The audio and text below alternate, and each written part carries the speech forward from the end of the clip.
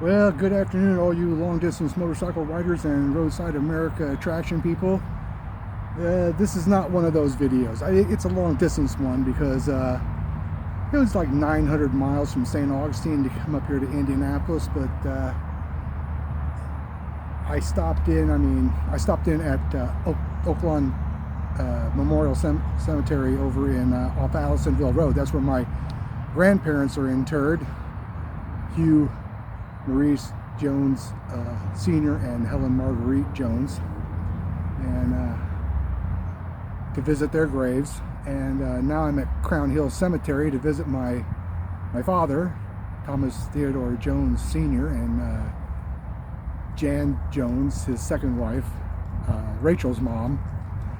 And yeah, Rachel, my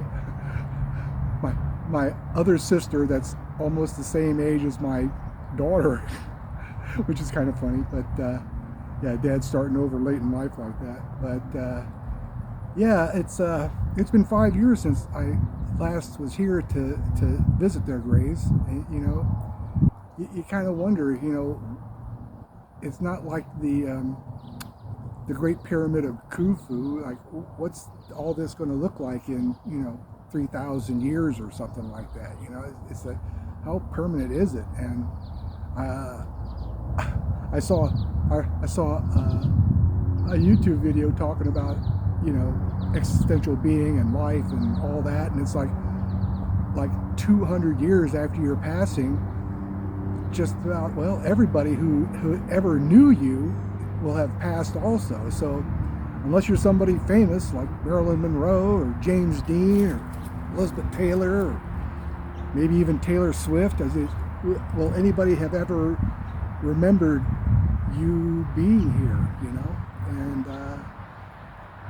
it's like, that's kind of like, there's nothing wrong with somebody wanting to be interred in some place to come visit, but after a while, is anybody actually going to come visit you anymore? Or even remember you, unless they go onto Ancestry.com and do a genealogical search of your family tree.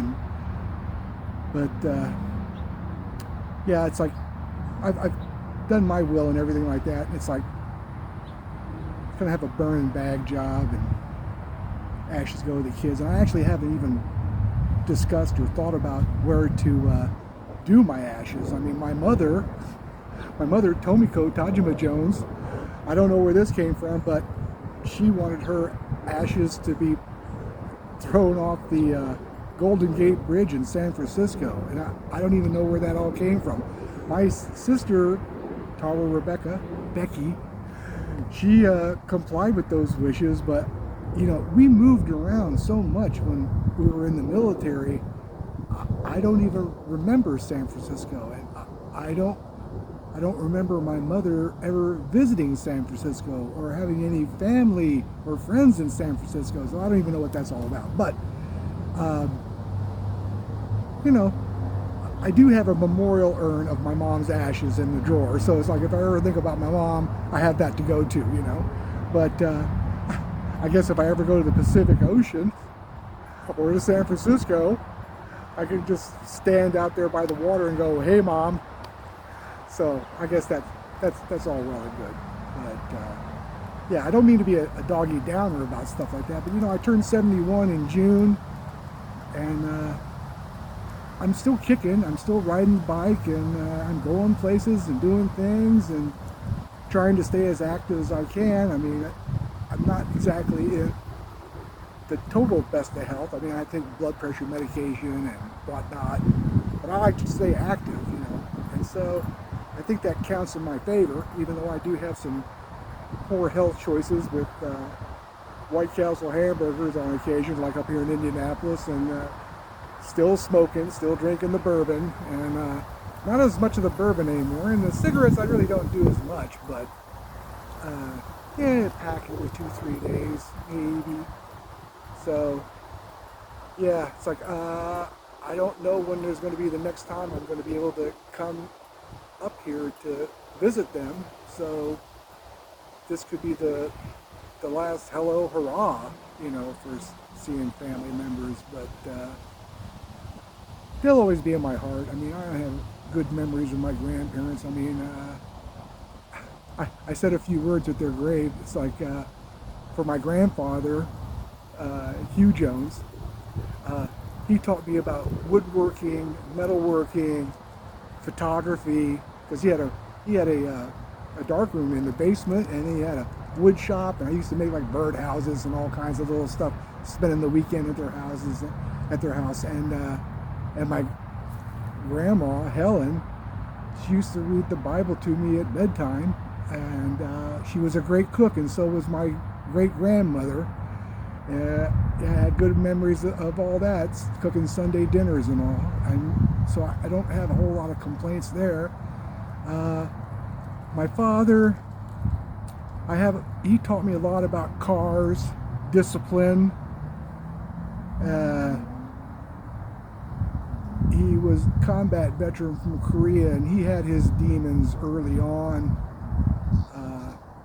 What would be described as PTSD nowadays. He and a bunch of the other non-coms, they really did the alcohol big. I remember that in Japan, even though I was so young, and I was even young when we were stationed in Fort Riley, Kansas, where he ended up mustering out. But the weekends, the non-coms would get together with cases of beer, and oh my gosh, what a drunk fest that would be. And the wives would be so mad. And my mom, she would be mad.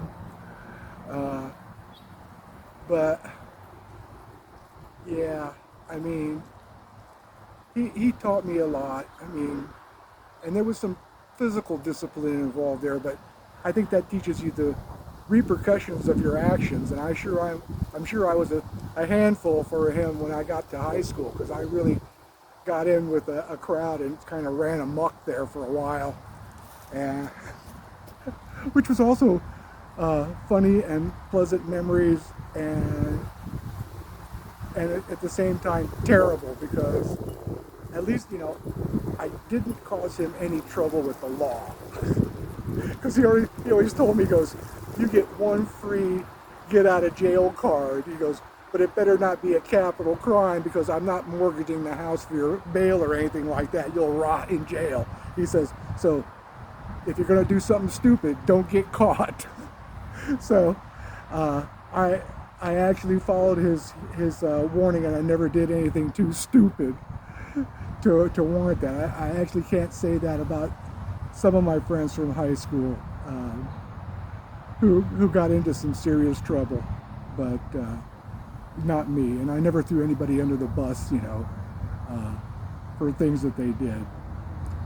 But yeah, it's like, I can smile and laugh about that now, but oh, my father, I know I was a handful for him, and my mother, but my mom, she always kind of like had my back. I mean, I even wouldn't have gotten into motorcycles if it hadn't been for my mom, because like when I was in high school, I wanted a motorcycle, and I got a motorcycle before I even bought a car. I was like a sophomore in high school. I got a Suzuki 1967 T200 Suzuki. It had the automatic oil injection and everything else like that.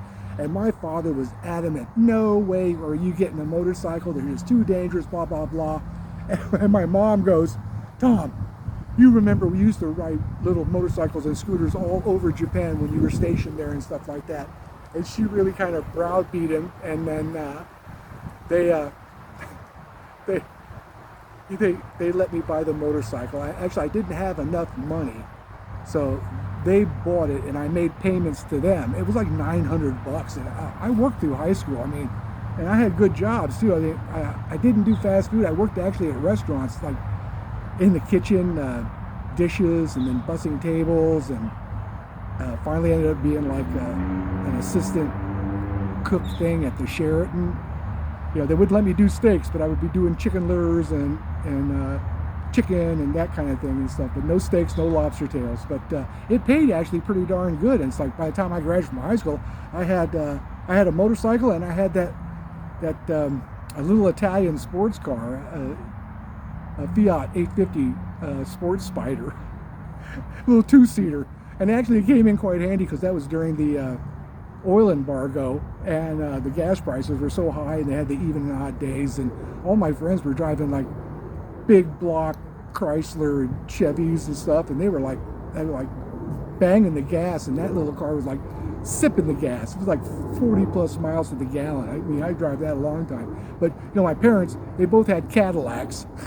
They had 2 Cadillacs, and that was fun driving those to school, because I could haul like 6, 7 people in those. A Cadillac back in those days, like a 67 and a 69 Coupe de Ville. That was like a land yacht back in those days. And those big block 8s, man, you can see that gas gauge actually moving to empty when you're driving. So that was all fun. But yeah, it wasn't all fun and games though growing up. I mean, later on my parents did have some contentious periods where they fought pretty good, and my sisters and I suffered a little bit because of that, and I don't know that they were staying together for the sake of the children, because I was the first to move out, and then they ended up getting divorced. But unluckily my sisters Teresa and Becky, Becky, were there in the house, and I just like went running off, living my own life, and I ended up working for a company. I was like, it was bad. Not bad, I mean, the pay was good and the work was good, but I mean, I was being shipped out of town for like 9 months at a time to sites where they were doing all this sheet metal work, and that was interesting also. But we all have good and bad memories of our childhood and our formative years, and I tend to try to focus on the positive part, the good part, you know, and I didn't turn out too bad for it. I mean, I don't have a criminal record. I have never had my driver's license suspended, or no really run-ins with the law. And considering all the traveling I do to all the states on my motorcycle and stuff, the only run-ins I've had with the law are like positive run-ins at like the gas stations or whatnot. Whereas it's like I always look at him and smile. I go, "Are the citizens giving you any trouble today?" And he goes, "No." And I go, "Oh, thank goodness, then you got it easy today." And he goes, "Well, it's not all easy, because there's always some sort of paperwork or whatever." But anyway, I'm digressing. But anyway, I'm here to visit my father and Jan, and that's about it. I mean, I'm probably going to do a supplemental vlog. I haven't been really doing any vlogs since I went up to Maggie Valley, and I've traveled more since then, so I probably should do some more fill-in stuff, but you know, we'll see. But other than that, this is Roadhog, or Tom Jr., or they used to call me Little Tommy. So, Roadhog, Tom Jr., signing off. Let's hope this dang clicker works. And one more.